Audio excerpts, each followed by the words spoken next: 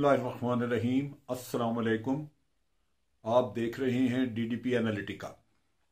आज हम मुल्क की सियासत के बारे में बात करेंगे, जहां पे हम देख रहे हैं कि कुछ तब्दीलियां रूनुमा हुई। हमने देखा कि सियासत का टेम्परेचर बहुत बड़ा, बहुत ज़्यादा जोश और जज्बा नज़र आया और हुकूमत को गिराने के दावे, इस्तीफ़े देने के दावे, तारीखें मुकर्रर की गई कि फ़लाँ वक्त तक, फ़लाँ तारीख तक हुकूमत इस्तीफ़ा दे दे। सब कुछ नहीं हुआ और फिर अब लगता है कि उस गुब्बारे में से तकरीबन हवा निकल चुकी है। अब ये क्यों और कैसे हुआ और इस तहरीक का या आप कह लीजिए कि पीडीएम का मुस्तकबिल है क्या? जो जो सूरत हाल हमें पहले दिन से नज़र आती थी वो एक 11 पार्टियां जमा तो हुई, लेकिन यूं नज़र आता था कि ये एक पॉइंट एजेंडा तो ठीक है कि हमने हुकूमत को गिराना है, लेकिन उसके अलावा बाकी तमाम पार्टियों की आइडियोलॉजी और उनके मकासद बिल्कुल मुख्तलिफ हैं। मुख्तलिफ पार्टियां अपने अपने अपने अपने मसाइल में घिरी हुई थी और उनके ऊपर करप्शन के बेशुमार केसेस, जिसकी वजह से वो मुश्किलात से दो चार थी। मौलाना अपने तौर पे फारिग थे और मौलाना का मसला ये था कि वो पार्लियामेंट से पहली दफ़ा बाहर जब रह गए तो तड़प रहे थे माही बेआब की तरह और उनसे रहा नहीं जा रहा था। लिहाजा वो तो पहले दिन से कह रहे थे कि इस्तीफे दे दिए जाएं, निकल जाएं और कोई हलफ ना उठाए। ये उनका तहस और नहस करने का प्रोग्राम पहले दिन से था, लेकिन दूसरी पार्टीज की स्टेक थी, वो ये काम नहीं करना चाहती थी। जो पार्टियां बहुत मुतहर्रिक नजर आई इसमें, वो आप कह लीजिए कि पीपल्स पार्टी, पीएमएलएन, जेयूआईफे, ये मौलाना फजल रहमान की पार्टी, और उसके साथ साथ थोड़ा बहुत जो हमें तमतराक नजर आया वो अवैस नूरानी, जो मौलाना शाह नूरानी की पार्टी है, वो उसमें निकले। लेकिन जब कोयटा में उन्होंने तकरीर की और बलूचिस्तान के बारे में वो कहते हैं जी गलती से मुंह से निकला, लेकिन जो उन्होंने फजूलियात बोली उसके बाद वो लगता था कि अपने पाँव पे उन्होंने कुल्हाड़ी मारी और वो फिर तकरीबन बैकग्राउंड में चले गए। इसी तरह महमूद खान अचकज़ई, वो वैसे भी एक सिंगल मैन पार्टी है, लेकिन जब उन्होंने इसी तरह की बातें की तो उनको भी बैकग्राउंड में धकेल दिया गया। अब हुआ क्या कि जो सामने दो चीजें आई, आपने देखा कि एक लाहौर का जलसा, वो बहुत उस पर शोर था और मरियम कहती थी कि जी आर या पार, वो ना आर हुआ ना पार हुआ। जलसा लाहौरिया तो शामिल ही ना हुए उसमें। बाहर से जो मौलाना पकड़ के लाए थे कराची तक से, वो कुछ लोग वहां नजर आ रहे थे और लाहौर का जलसा एक नाकाम जलसा था। इसी तरह इन्होंने बहुत ज्यादा जब शोर मचाया और इन्होंने कहा कि हम आके खड़े होंगे और बड़ा इलेक्शन कमीशन के ऑफिस के बाहर बहुत एहतजाज होगा, लेकिन वो भी इंतहाई फीका रहा और लोग नहीं आए। अब आम आदमी से जब हम बात करते हैं, पूछते हैं, तो वो ये कहते हैं कि जनाब बुनियादी तौर पे तो ये तहरीक जो थी ये अपने अम्मा अब्बा बचाने की थी, करप्शन के केस हैं, चोरी का माल खाया हुआ है, वो देते नहीं है। सो मुख्तलिफ किस्म की बातें हमें सुनने को लोगों से मिलती थी, जिसकी वजह से लगता था कि उनकी दिलचस्पी बहुत नहीं है। लेकिन फिर भी ये अपनी मुख्तलिफ प्रेस कॉन्फ्रेंसेस करके, तकरीरें कर करके, तो पीडीएम के लीडर्स ने काफी सारा हंगामा खड़ा कर लिया था। अब हुआ ये कि सबसे पहले मौलाना की बात करते हैं। मौलाना सबसे ज्यादा फाल थे और उनको उन्होंने सदर भी बना दिया, जिससे उनका रुतबा बढ़ गया। हालांकि वो उनकी उनकी नेशनल असेंबली में 5 सीटें हैं और 5 सीटों वाली पार्टी के हाथ में तो होता भी कुछ नहीं, वो तो दूसरों के कंधे पे है। कंधे इस्तेमाल होते रहे तो कुछ देर चलेंगे, लेकिन मौलाना चूंकि बड़े फाल थे, बड़े ज्यादा जोश में थे, उनको उन्होंने सेटिस्फाई कर दिया, एक ओहदा पकड़ा दिया और मौलाना मुतमईन हो गए।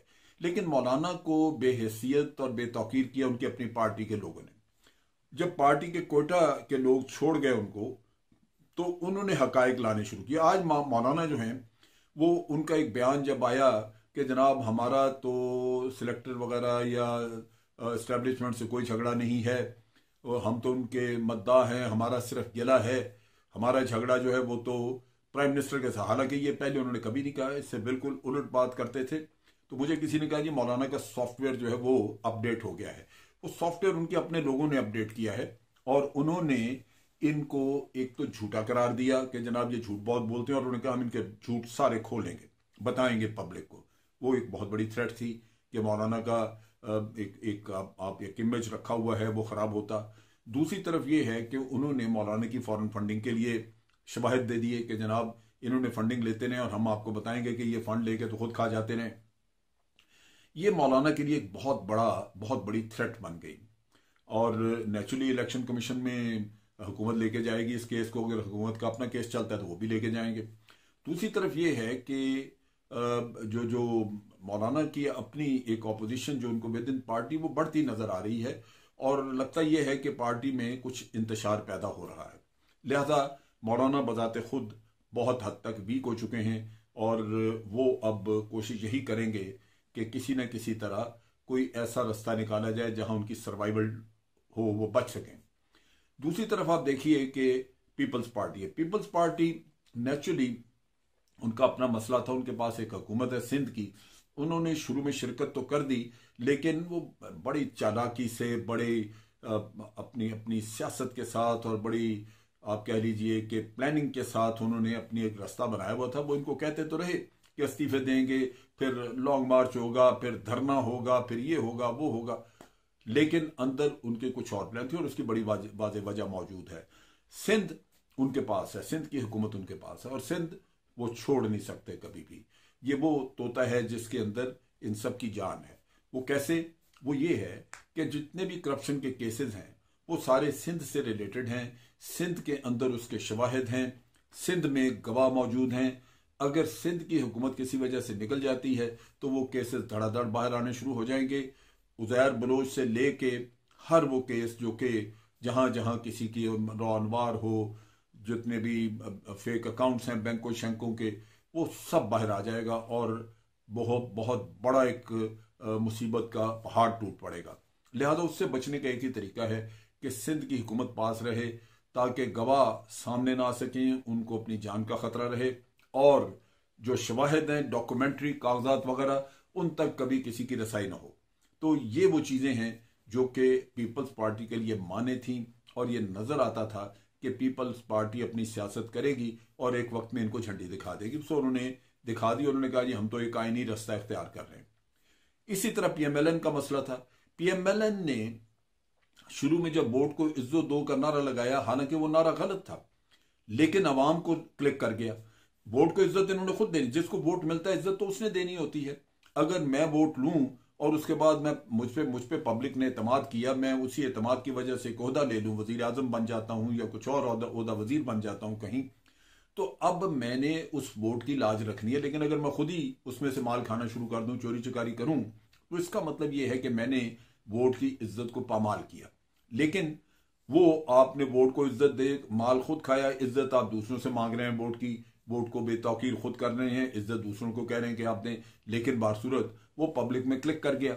लेकिन हुआ ये कि जब गुजरांवाला में जलसा हुआ तो मियां साहब ने बहुत ज्यादा बाजवा साहब पे और फौज पाकिस्तान पे तनकीद की। अब पाकिस्तान के अवाम जो हैं ये बड़े चंद लोग हैं जो समझते हैं कि जो फील करते हैं कि तनकीद में शायद कोई जान है, लेकिन हकीकत ना फौज पाकिस्तान तो बुरी तरह हर तरफ हर जगह कमिटेड है। कौन सा काम है जो मुल्क का नहीं उन्होंने किया?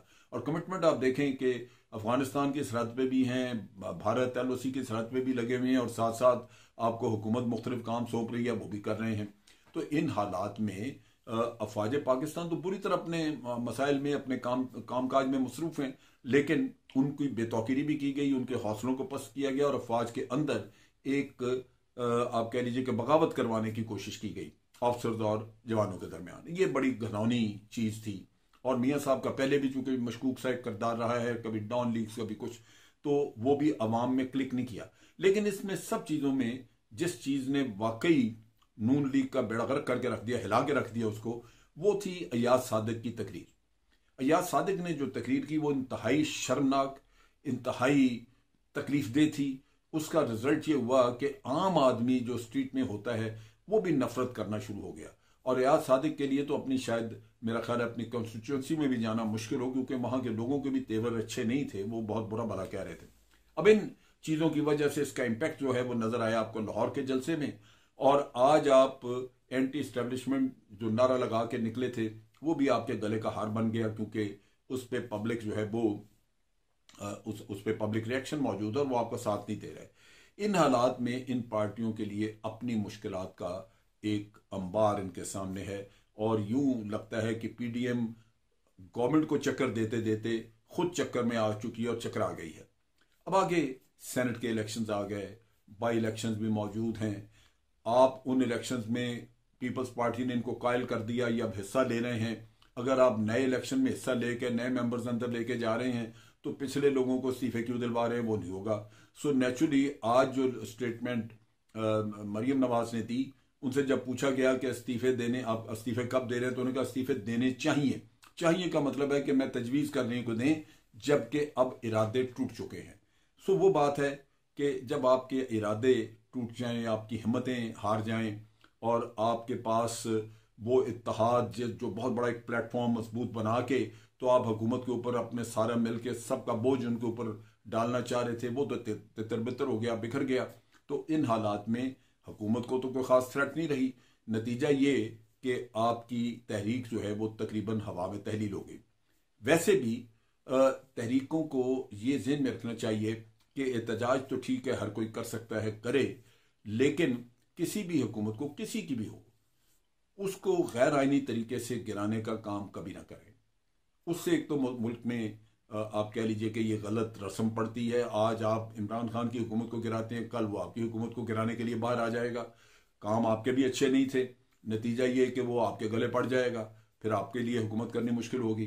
दूसरी तरफ जो बहुत इंपॉर्टेंट चीज़ है वो ये है कि ये पीटीआई जो है ये पहली दफ़ा आई है हुकूमत में, और पहली दफ़ा आने वाली पार्टी को अगर 2.5 साल बाद निकाल दिया जाए तो वो तो बाहर निकल के पब्लिक को यही कहेंगे कि जनाब हमें 5 साल भी पूरे नहीं करने दिए तो हम आपको क्या दिखाते करके। हमने वादे किए थे, लेकिन वादे सारे पूरे करने थे, लेकिन इन हजरात ने हमें नहीं करने दिए। ये 11 पार्टियां हमारे खिलाफ खड़ी होगी, इक़्तिदार से बाहर थी, मरती जा रही थी, इन्होंने हमें ये इस तरह निकाला, तो वो उनको एक बहाना मिल जाता है। इसलिए ये बहाना भी नहीं मिलना चाहिए, और होना ये चाहिए कि टाइम दिया जाए और फिर उसके बाद उनका पूरा एहतसाब किया जाए। फिर इन लोग ये भी एतराज़ करते हैं कि जनाब एक तरफा हो रही है एहतसाब या अकाउंटेबिलिटी, और बिल्कुल एक तरफा हो रही है और होनी चाहिए। उसकी वजह यह है कि पहली 2 हुकूमतें जो गुजरी थी, इन्होंने ना पीपल्स पार्टी ने इनकी पीएमएलएन की नहीं की और पीएमएलएन ने पीपल्स पार्टी की नहीं की, मिली भगत से काम चला। आज इन दोनों की अगर हो जाती है अकाउंटेबिलिटी, इनका हिसाब किताब हो जाए, जो हो नहीं रहा लेकिन अगर हो जाए तो बिल्कुल कल इनकी हुकूमत आए तो पकड़ के इनका दबा के करें पीटीआई वालों का, सो एहतसाब सबका हो जाएगा। लेकिन एक तरफा कह के तो ये नहीं हो सकता कि आप अपने असासों का जवाब न दें। आपने देखा किस तरह ये जो लैंड माफिया, कब्जा माफिया है, उनकी चीज़ें सामने आ रही हैं, अरबों रुपए की सरकारी माल और चीज़ें काबू की हुई हैं। तो इस लिहाज से ये अच्छा है, जो कुछ निकल सकता है उसको निकलवाना चाहिए। और कल जब इनकी हुकूमत आए तो ये बीआरटी का भी हिसाब करें, मालम जब्बा का भी करें, सब करें। जो इल्ज़ामात हैं, बड़ी अच्छी बात है, मुल्क का माल वापस आएगा। आज के लिए इतना ही। अफवाज पाकिस्तान जिंदाबाद, पाकिस्तान पाइंदाबाद।